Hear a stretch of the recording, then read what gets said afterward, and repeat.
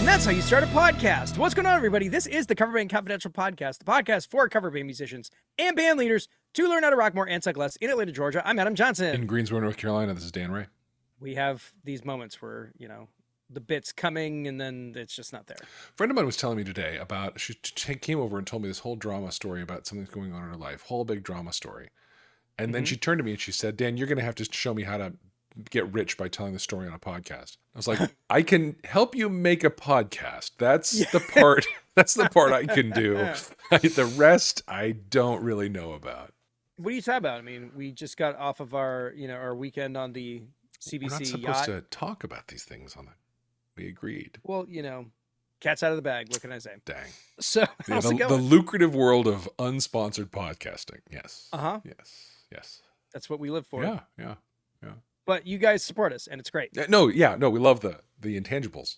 Yes. Are intangible, but worth it. All right. So what are you been up to? Well, I played an acoustic show on Saturday. It was super fun at Village Beverage, which is a place I've played a bunch of times. For a real change, the weather held out, and it was gorgeous. Nice. I did not have to shift indoors there. So it was really, really beautiful, and had a good night. I was not in my best voice. I was kind of struggling vocally all night because I haven't gigged in a long time. When I'm just in a weekly regular pattern, God, my voice gets all practiced and strong and creamy and great, and I can hit any note you want. But man, I really struggled. I did Take Me to Church. Hozier. It's been one of my go-tos recently, and boy, I just had to back out of it. I couldn't. It's very shouty, that song, and it needs a lot of push to really sell it. And by the last verse, I was out of push, and I had nothing left, and I just choked. I choked down the last couple of lines, and then had some water, took a short break, and came back kind of okay. But I was hurting. I was doing sirens on the way home, trying to loosen everything up, and but it was fun. The good turnout, good bunch of people. I love it when I play a show of any type, but acoustic. It seems to happen more often where I connect with a table or two that are really engaging with me. And then at the end of the night, I realize oh no, everyone's in. Those were the two yelling back at me and I was playing with, but everybody's in. Yeah. And I do a thing where I pack up, get myself all loaded up, go in, get paid, come back out. And the crowd that I was playing to is mostly still there, kind of having their last drinks. And I'll yell thanks again, everybody, good night, on my way to the car. And I had 2 or 3 tables thanks, Dan, oh my God, it's so great. Really yell after me, it was, which it seemed to me like they were sitting over there having their thing, and I happened to be in the space.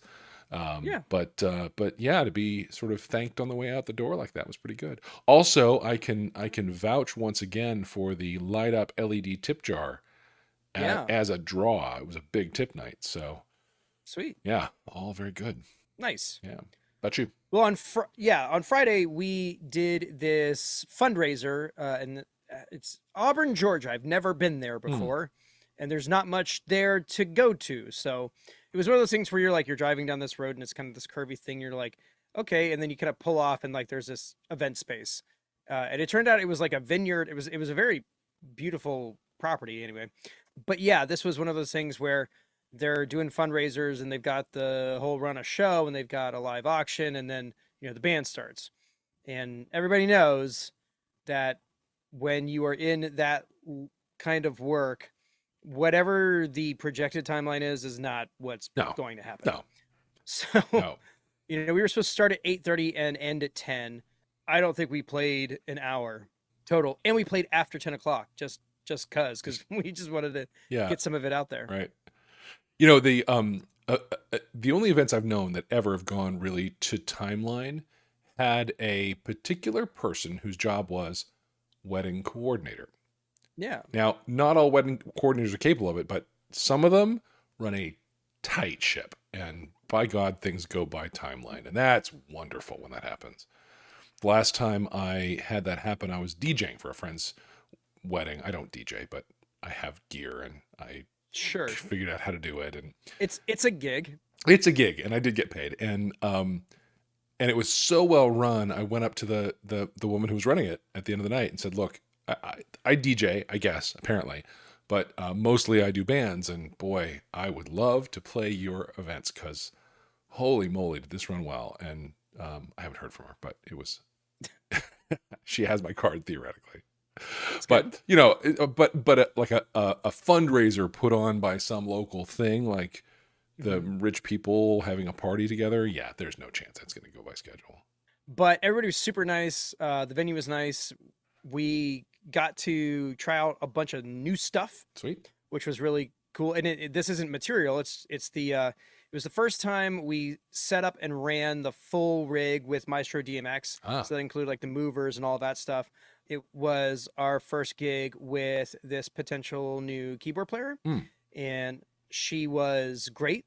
Like the vibe was fantastic, and she was fun. Her husband works on movie sets, and she actually came to the gig in a Stranger Things season 4 fully embroidered members only jacket. I was like, wow, that's it. Yeah, well pretty done. incredible. Well done. Because they shoot close to you, don't they? Yeah, they shoot it in Atlanta. Yeah. All that. Yeah, most of that stuff's all kind of like south of Atlanta. It's not very far. Yeah. Cool. Finally got to use the pink Schecter on a gig. It was great. Yeah, awesome. Did exactly what it should do. And I will say that I was a little like, single coil's not really my vibe. Those have pretty significant output when I put up like my high gain presets. They all, I mean, it ripped. Okay. So color me impressed. Look, I'm a pink guitar guy now. If it's pink and it screams, it's hard to argue. It's all you need. It's all you need. And so, yeah, it was one of those nights where just like things worked, and you were talking about your voice being kind of like not all there. And that was the only thing that didn't go right. I've been fighting this like dry cough for a couple of weeks, never, tested positive for anything significant, but like just been persistent. And yeah, by last Friday, my voice was pretty tired, but made it through. Like it wasn't, there were just some things where I was like, I just didn't have as much behind it as I normally would. But yeah, all's well that ends well. Yeah, I was playing careful. I classically end the night with Fake Plastic Trees, Radiohead, that has in each verse there's a great big high note that Tom York just sails up to, and the way I sing that song and the way I kind of emote and express that song, it gets bigger in each chorus. And so the first one is pure falsetto, the second one is somewhere in the middle, and the third one is chest voice just all the way out. Yeah. And on Saturday, I went for it on the falsetto on the first one and didn't quite get there. So I was careful on the second one, and I gave myself a lot of extra breath, and I did reach it. And then the third one, like, this is my last big note of the night. I'm going, and I did, and I hit it, but I felt it hurt. Like I felt that I was stretching. Yeah, it's rough, and I think part of the thing for me was, I'm under doctor's orders to try to stay off my feet some, and so I did the gig, the first 2/3 of it or so, on a bar stool. One of my regulars who's seen me play a ton said, "Oh, you were sitting down. I didn't even notice." So that's great. I like that it's not impacting the show. I'm happy about that. She would have noticed. She's somebody who would have like that. She said that made me really feel good. But I think part of what was my problem vocally was that I was sitting and I was kind of, I don't know, it's not conducive to full breath range. And it's also just muscle memory. It reminds me of the time like I was practicing a lot sitting down very, very early in my band career. And then I went to a rehearsal and I had this lead line all figured out, totally nailed. And then doing it standing up just felt physically foreign. And I kind of feel that way singing while sitting. I kind of feel like I don't have the same instincts around like full breath support. And so I got to work on that. I think that's really what was at the source of it at this show was I was not breathing well. And when I caught it and remembered to, things improved. But I got to get good at singing while sitting because that does seem to be my future. So, you know what else is in the future? What's that? This week's review. Ooh, let's hear it. This one comes from Tony. It says, Adam and Dan are a real treat. Learned a lot from their podcasts. There is so much to discover as musicians, and the Cover Band Confidential podcast accomplishes just that. Thanks for not sucking. Thank you. Oh, you're welcome. And there are episodes that you should avoid if you're interested in us not sucking. But thank you overall. For all you know, you're listening to it right now. Could be, yeah. If you want to support the show, you want to hear us get called out and whatnot, leave a review. Yeah. And we can talk about it. Please. No other housekeeping stuff. I think we're pretty Up to caught date. up. Up to date. We're clean. Well, I will say I did end up impulsively putting another Maestro DMX video out on the YouTube channel. This one about using MIDI foot controllers to operate that guy Yeah. with a bit more control, I guess. And it's going well, but if that's something that you're kind of on the fence about or want to know more about, you can go check it out on the YouTube channel. I might ought to make a video about how to control Maestro DMX and maybe other MIDI from Band Helper, because I did figure that out a few weeks ago. Yep. And Cool. I can now make it, step through its preset list at particular trigger moments of a song. Mm-hmm. Yeah, I haven't really. You still have more track record with this device than I do, even though I've owned it longer. Yeah. So we'll see. Yeah, that's one of those kind of stretch goals. Get to that point. Right now, I mean, it's doing fun things, and it's. So just to dig into it though, No complaints. you liked what it did on stage on Friday. Yeah. You were happy with its output. Mm-hmm. Felt like a person driving it. Yeah, I mean, much more so than it has in other situations. Yeah. I did realize that in setting up for like a video thing, I'd created this very static scene, and I'd forgotten to take it out. So every once in a while, like everything just got real, kind of low and purpley, and yeah, no, that was the only real challenge. Everything else has been awesome. Cool. All right, so this week's topic is actually kind of kismet, I guess. I decided because I wanted to make sure that we were like on top of everything that's going on in the world that we're in. I set up multiple Google alerts for stuff that's in our wheelhouse, and one of them, being just cover bands. Anytime somebody posts a news article, I get an email about it. And there was this one article that popped up that was called "How to Be Original in a Cover Band," and then I check who wrote it.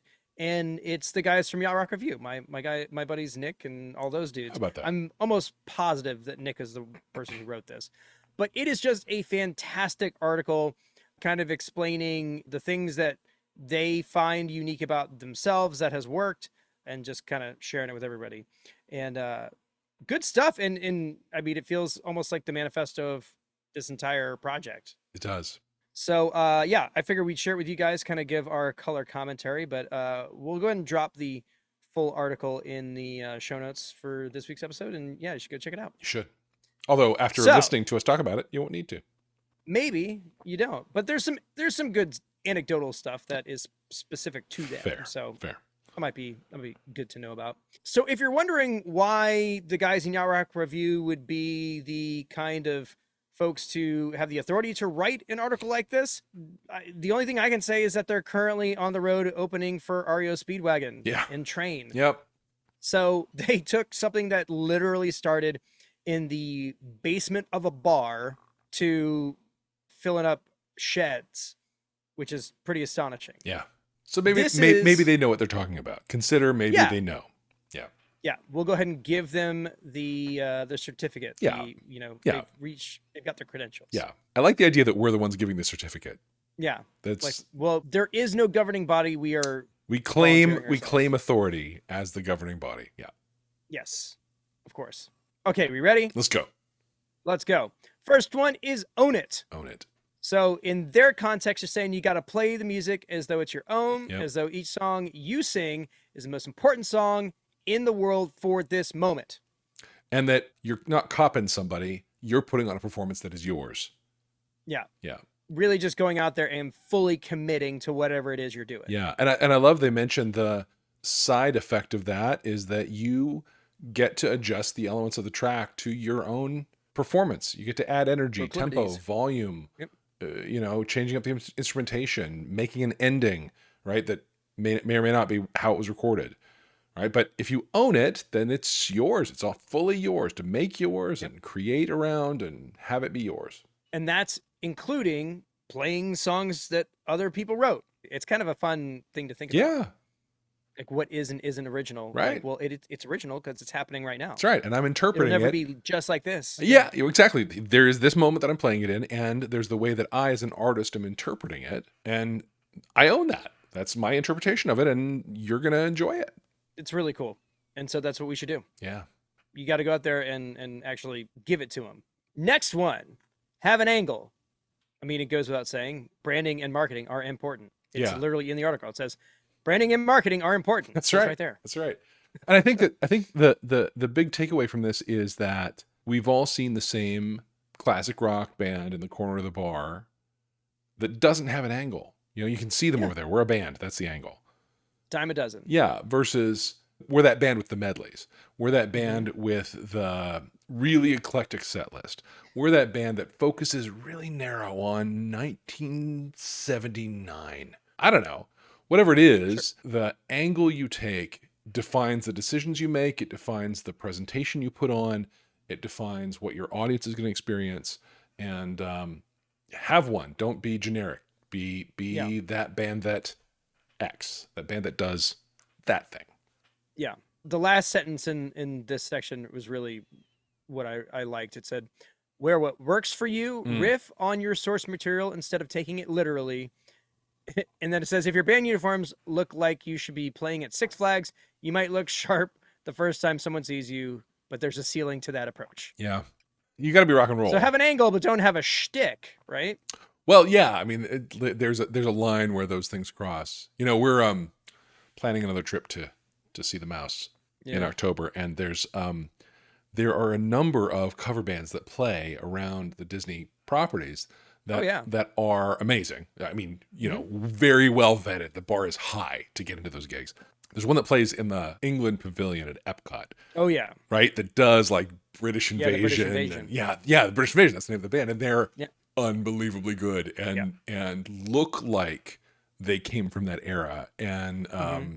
yeah, I just think of folks like that when I think of Have an Angle, like we're that 60s to 70s British rock that defined that era globally, but we play in the England pavilion, right? We're owned by England because that's our shtick and that's our space and that's our angle, right? It's pretty great.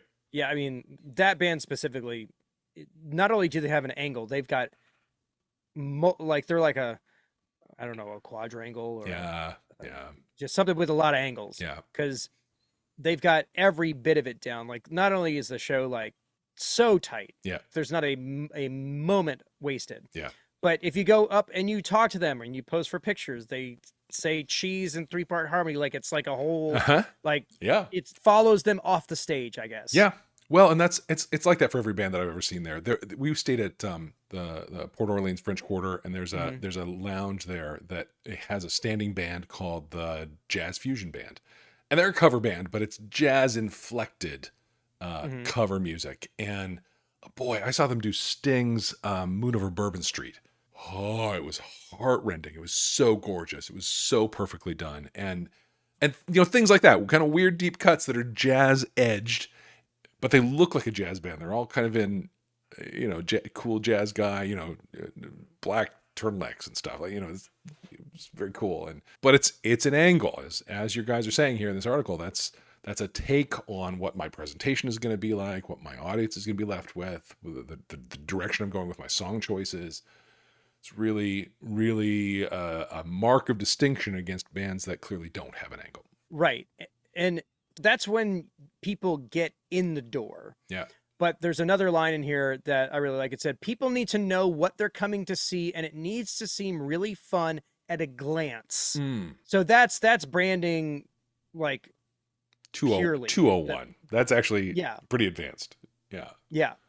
So it's the idea that you can look at any piece of media that you have put out, and it just kind of does that Yeah. Yeah. unintentionally, or maybe intentionally, but I would say probably intentionally, but it may seem effortless. And it probably yeah. is because as you're creating that piece of content, you're so embodying the angle, right? The brand that how else would it come across? Obviously it's going to land like the brand. Yeah. I mean, I think our logo does a really good job of that. Yes. Sort of like a single kind of guidepost to what our whole thing is. I mean, I think it just, I don't know if there is a better one out there. I'm tooting my own horn on this one. I'm just No, saying. you did good work. Because you see that and you're like, okay, they're a band from Atlanta. They do 80s music. Yeah. That's clearly what's happening. Yeah. And that's 100%. it. I It's mean, and impossible to people miss. like, yeah, 80s party sounds fun. Yep. So yeah, I just like the way that that's positioned. Know what they're coming to see, and it needs to seem really fun at a glance. Yeah. We're kind of talking up to this point about, drilling down and being very specific, but whatever it is that you're doing, even if it is very specific, needs to appeal to the widest swath of people possible. For sure. For sure. And finding that balance. And that angle may be limiting in terms of your audience. Look, a Rush cover band is going to have a pretty particular audience, right? My wife will not be coming to that. But any audience you define is going to be plenty to fill a venue for your average size venue. So there is a certain specificity or focus that can be really beneficial in making your message and making your case that people should spend their money and time with you. Agreed. Next one, change it up. Change it up. If it's going one way, change it up. Yeah. Don't need to overthink it. Just, do it differently. Yeah. One of the things that was rough in a previous project of mine was that we had arrived at the same whole set of stage antics and shtick and jokes and things that we did. And we were playing enough that we weren't rehearsing anymore. We were just playing a lot.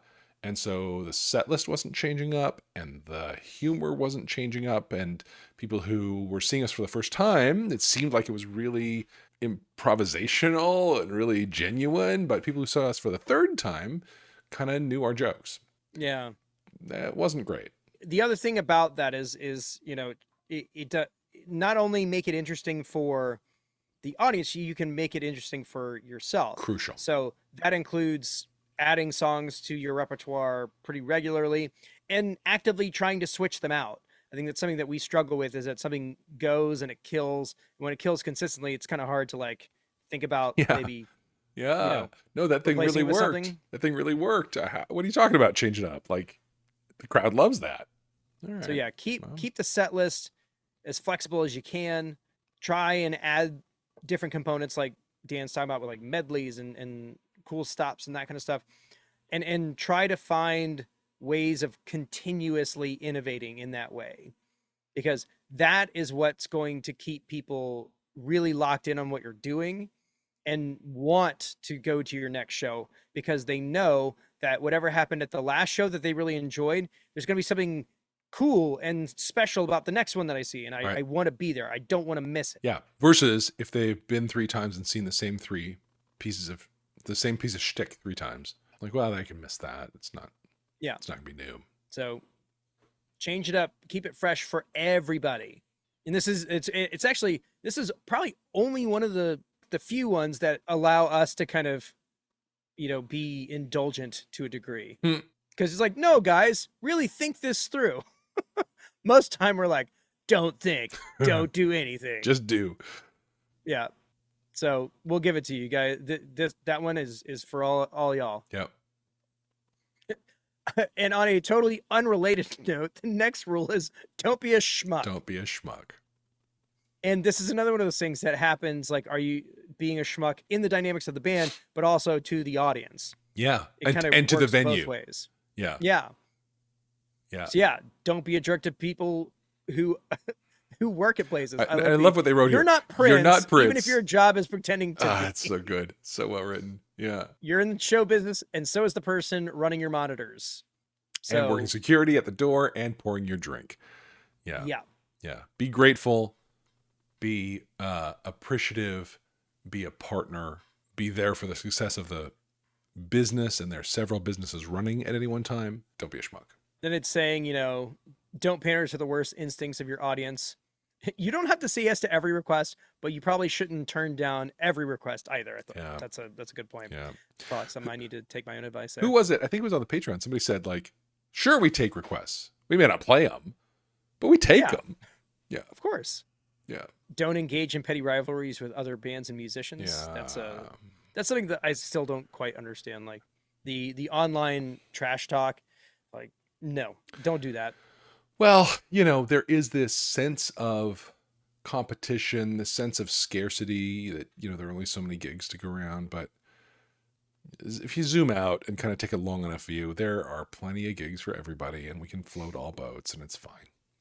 Well, the other thing about that, is having the perspective of time is knowing that people come and go, Yeah. and you don't know when you end up in a situation where you need that person's help That's right. That's right. or That's right. something in that arena, and don't do that. No. Just Yeah, that unburnt bridge. You don't know when you're going to need that. yep. Plus, as your guys say here in the article, you don't know, because you know who doesn't care about any of that BS? Your audience. Your audience. Yeah. And that's the important thing. Yeah. Actually, we got a sale on the merch store today. There were of does the audience care sticker. Very nice. So somebody's putting that somewhere in a place of prominence to remind themselves. Good. And you should too. You should too. I think actually there's like a merch sale right now. Oh. I think at least t-shirts are discounted. Nice. Links in the description. Just go check that out. Disregard. It's a good deal. Of course. And kind of in the same situation, or kind of like in the same vein of this one is the last one, which is let your audience lead you. This one is saying this applies to not just cover bands. This is something that, you know, any group could benefit from. Yeah. But the big one is it's not about you. It's about how you make people feel. That's right. And if you're dialed in, if you're paying attention, you can hear how the room feels, and you can let that direct your choices for the rest of the show or the rest of your career. And that's why we take feedback from people when, you know, when they come up and they talk to us, because that's important. We need to know how it's being perceived out there. Right. And, you know, that's why we field test the songs. You know, the Wang Chung rule is very much a let the audience lead you. Exactly. Because, you know, if a song doesn't hit, give it a couple of shots. But if the audience isn't into it, there's no point in you trying to prove a point or you know, really beating it to death. Yeah. You know? It doesn't matter how much you I'm believe all it's a of those. banger. Yeah.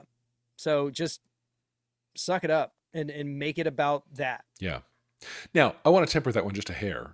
Okay. So, Because we came in pretty hot there. yeah. So, you know, in my day gig, I'm a product manager. I lead a team of product managers, and we do a lot of field research. We talk to customers, and we, you know, get primary research on our people. The one thing that I believe to be true and has never been challenged by any empirical outcomes of talking to people is that innovation will never come from a customer feedback exercise. Right. They'll tell you what they think they want. They'll tell you what they've seen out there that they think is cool. But a brand new idea that's going to rock their universe, by definition, they've never thought Not of it. interested. Yeah. So a new song, I think it feeds into the Wang Chung rule, because you expected that song. You expected everybody Wang Chung tonight. What's the name of the song? That's the I think it's Have Fun Tonight. Have Fun. Yeah. You expected that one to just blow the roof off. Yeah. And it was a worthy bet to take that it was going to. And you gave yourself a few dates to play it to find out if it was going to. Turned out it didn't, but it was a bet you took. It was a gamble you took based on your experience and your knowledge of the song and your knowledge of songs that work. If you'd ask people, what do you think of that song? Everybody Wang Chung tonight. They'd been like, oh, everybody Wang Chung. They would have, I don't know whether they would have given you like, yeah, it's fine. I don't know. I'm probably not going to dance to it.